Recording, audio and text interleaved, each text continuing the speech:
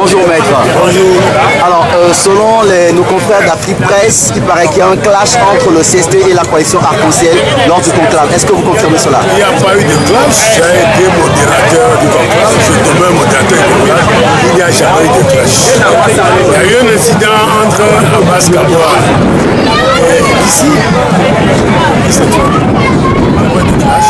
Le conclave a continué et qu'ici est sorti de la salle. Il est revenu après.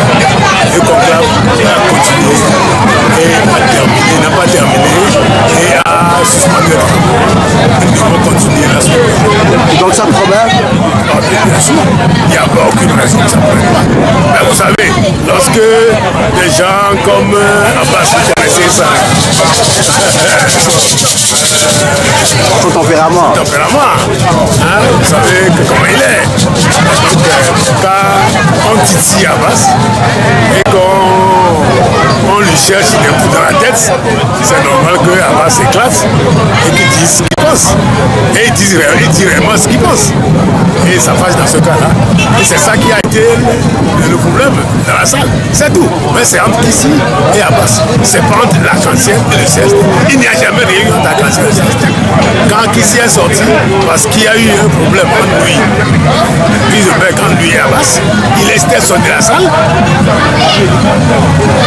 Là, quand le conclave a continué, normalement, ses travaux jusqu'à 17h.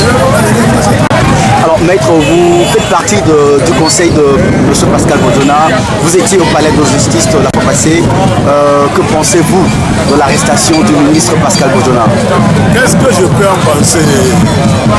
Je dis seulement que c'est une preuve. De plus, comme je le dis, que le Togo n'est pas un pays normal et ne peut pas être un pays normal. Ça veut dire qu'au Togo, on peut faire n'importe quoi à tout moment, contre qui et contre n'importe qui. Disons que ce qui s'est passé inadmissible, c'est que nous avions d'entrée de jeu mis en cause la compétence du juge à interroger Pascal Bojona. Nous avons déposé une requête et dans cette requête nous avons invoqué l'arrêt de la chambre d'accusation du 6 décembre 2013 qui dit que toute la procédure qui s'est déroulée, y compris la première comparution, a été faite par magistrat en marge du texte et de ce fait a annulé cette procédure. Nous disons, à partir du moment où la procédure est annulée, elle s'est faite en marge, elle était annulée, le juge ne pouvait plus interroger puisque c'était l'interrogatoire au fond. Il avait fait la première comparution. Après que la première comparution a été annulée, toute la procédure annulée, il n'y a plus lieu à faire l'interrogatoire au fond. C'est clair. Mais le juge a persisté dans l'ignorance. Non, je ne dis pas dans l'ignorance. Parce que il le sait. Je sais qui il est, ce juge-là. Il sait. Mais malheureusement, quand on sait et qu'on fait des choses qui ont été faites, c'est grave. Et c'est tout grave pour le pays. Parce qu'il sait que ce que nous disons est exact. Il sait qu'il n'a pas droit d'interroger. Il a voulu poursuivre l'interrogatoire malgré la requête que nous avons donnée. Et cette requête qui le dessaisit immédiatement. Ce sont les textes. Je ne veux pas vous citer les articles, mais les textes disent de façon claire que lorsque une requête est faite en vue de l'incompétence du juge en cause, le juge d'instruction est dessaisi. Il saisit directement le procureur général de la Cour d'appel pour la Cour d'appel qui saisit la chambre d'accusation qui connaît le dossier.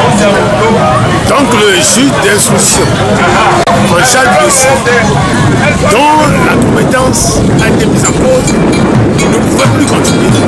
C'est clair. Or, il a voulu passer se mettre de nouveau en marge des textes au risque de voir annuler cette nouvelle procédure. Il s'est mis de nouveau en marge des textes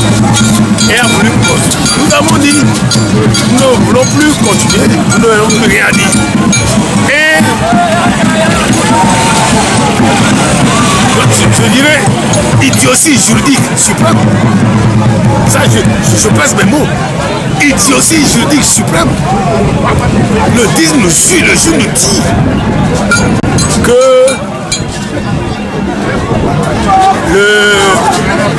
il avait, lors de la première comparution qui a été annulée, qui fait partie de la politique qui a été annulée, que lors de cette première comparution, il avait ordonné des mesures de restriction de la liberté du Bodjona. Donc, le fait de déférer aux convocations de la juge. Et dit donc, apparemment, il refuse qu'on l'interroge. Ça veut dire qu'il a violé ce point de restriction qui consiste à déférer aux convocations. Nous lui avons répondu, mais nous sommes là. Nous sommes présents devant vous. Comment est-ce qu'on peut dire qu'on n'a pas déféré à votre convocation?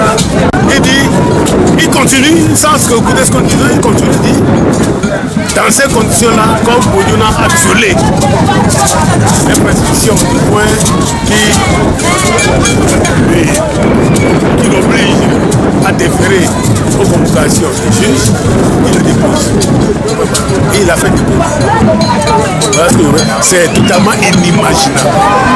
En tout cas, il faut inscrire ça dans les journaux de la justice. Non, c'est inimaginable. Je n'ai jamais vu ça nulle part ailleurs. Et je ne suis pas convaincu qu'on pourra voir ça quelque part ailleurs qu'au Togo. Et c'est pour ça qu'en sortant, j'ai dit pauvre Togo, pauvre pays, pauvre Togo, pauvre justice. Merci beaucoup, maître.